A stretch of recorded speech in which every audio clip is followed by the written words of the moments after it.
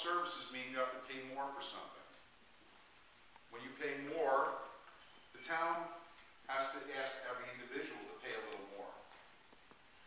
But it's not just cost of services. You know, we talk about taxes, we talk about debt, we talk about income. Where do we get income from in this town? Obviously through taxes.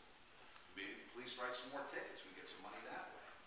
But that's not what we have to rely on. We have to rely on the smarts of the mayor and council to do the right thing. I've served on the Board of Adjustment for the past 10 years.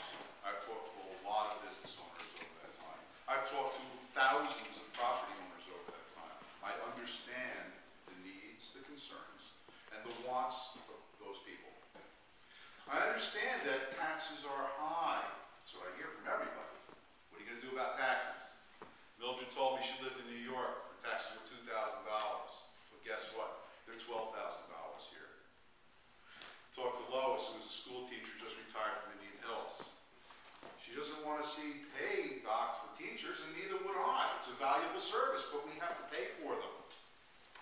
As Councilman Burns correctly said, we pay on the municipal part of the budget about 20%. The school systems alone cost 65% of your budget. I've also heard figures thrown around that we carry an inordinate amount of debt, $15 million. That's if you look at the surface. If you dig a little deeper, you'll have a clearer picture of what our actual debt is. Yes, we have a $15 million debt. That's the gross debt. But half of that debt is from open space purchases. Who doesn't like open spaces? We all like open spaces, and we pay a tax into that, and we take advantage of those grants when they come. However, out of the, quote, $8 million or $7.89 million of open space debt we have, 4.25 of that, or 4.5, I'm sorry, Don, you probably have a better number to grasp on that, is grant money we get back. So our $15 million debt is really just over $10 million, closer to 11. So when you hear numbers thrown at you, do what I do. I always like to question. I always like to dig a little deeper. What does that mean? How does that affect me? Where does that come from? How did you get that number? And don't tell me it's because someone's put it on a website or posted it somewhere. Well, that's just parroting information. You haven't done your obligation as a citizen to look into it. Taxes are an issue. Yes, I live here too. I pay them. I know what they are. It would be wonderful to sit here and say, I have a plan to reduce taxes, but I don't. Not every one of the candidates here can tell you there's a way to reduce taxes and here it is, because there isn't. However, what we can do, stabilize the taxes, look into ways of cutting costs. Does that mean cutting services? Not necessarily. You know, the budget's made up of many different items. Salaries, equipment, capital expenditures, pensions. We have to pay these folks when they retire. We established, not me, the mayor and council now has established a surplus fund to cover the cost of unpaid leave for pensioners such as policemen, municipal workers, who deserve money. If they wanted to retire today, we can start paying those things. We would not want to be in a position like Hackensack, where we had no surplus and had to bond $10 million to pay those folks, which cost the taxpayers even more. So responsible government, the way you look at spending, income, and debt is very critical to understand. Where are we? How did we get here? What's the future going to be? I would love to say I can cut your taxes, but I can't. In good conscience, I can't promise you anything. That would be ludicrous. But what I can tell you is I've worked hard for the town for the past 10 years on a volunteer basis to help those business owners, to help those property owners realize their wants, desires, and needs. I've always looked at property rights as paramount, but tried to work within the ordinances of the town to reach an amicable decision at all costs. There's a law in town that there's not supposed to be any two families, right? You know, mother, daughters, two-family houses.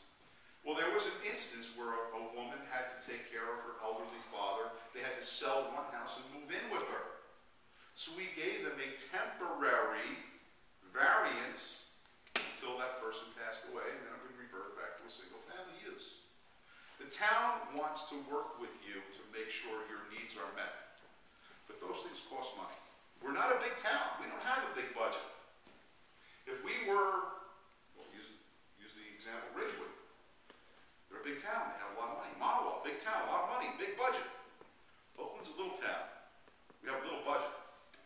We have to look at every item on that budget to understand how do we get there, what can we do.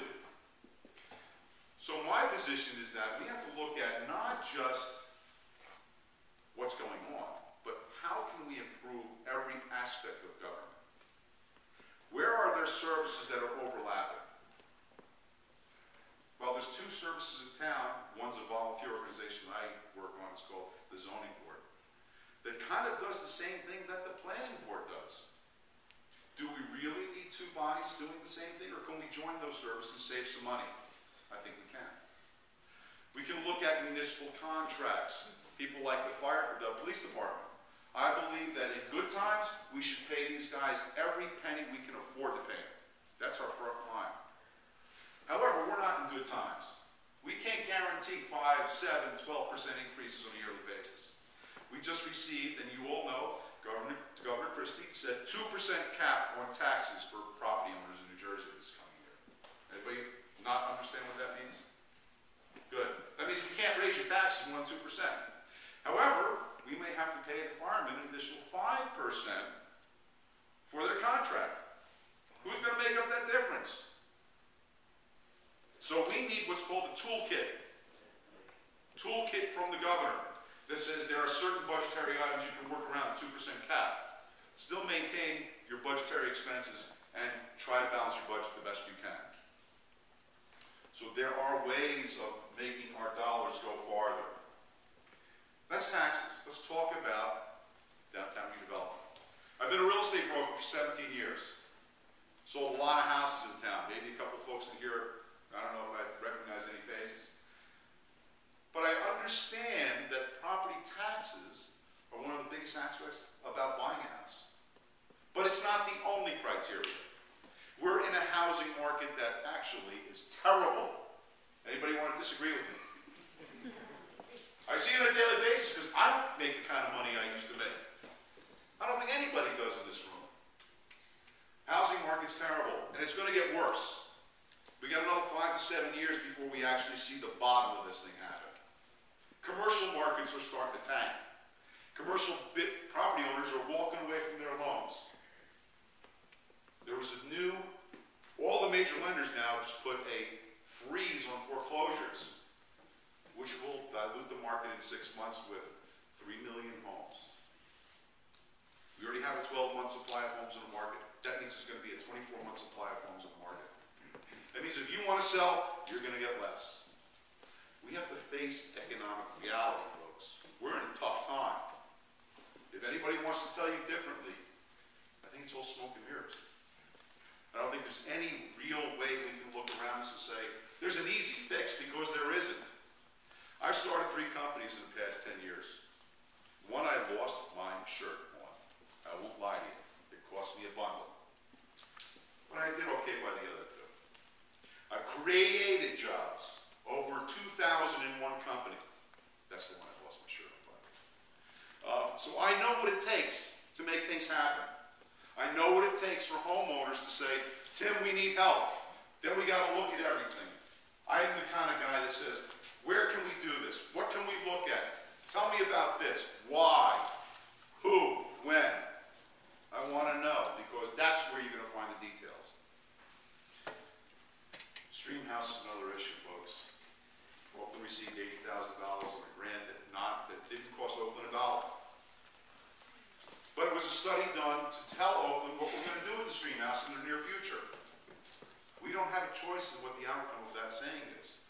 There will be no referendum on choice for Oakland residents to decide what to do. It will be told to us, this is what you will do. How are we going to build that house if we don't have the money? I heard some great input tonight that the Historical Society actually has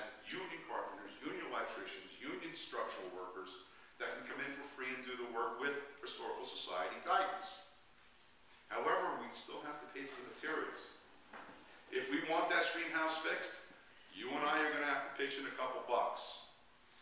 Because it's no, I don't want to raise your taxes just to say we need a pretty good stream house. Fact is, if you ask me, take it down. That's my opinion. But the town may feel differently, and whatever the town wants to do,